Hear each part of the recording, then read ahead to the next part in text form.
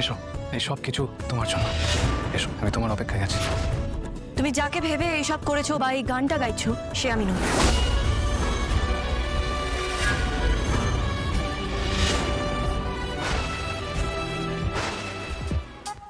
শুধু তোমারই জন্য আজকের ধামাকা প্রিক্যাপ। তিতলির কাছে হঠাৎ করেই এসে পৌঁছায় একটি রহস্যময় চিঠি আর একটি সুন্দর ড্রেস। কিন্তু প্রশ্ন একটাই, এই উপহারগুলো পাঠিয়েছে কে? বিষয়টা জানার জন্য রাহি নিজেই সেই ড্রেস পরে বেরিয়ে পড়ে সত্যটা খুঁজে বের করতে। আর তারপরই ঘটে যায় এক বড় মুখোমুখি ঘটনা।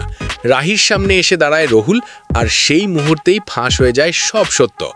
জানা যায় তিতলির জন্য সেই উপহার পাঠিয়েছিল আসলে রাহুলই।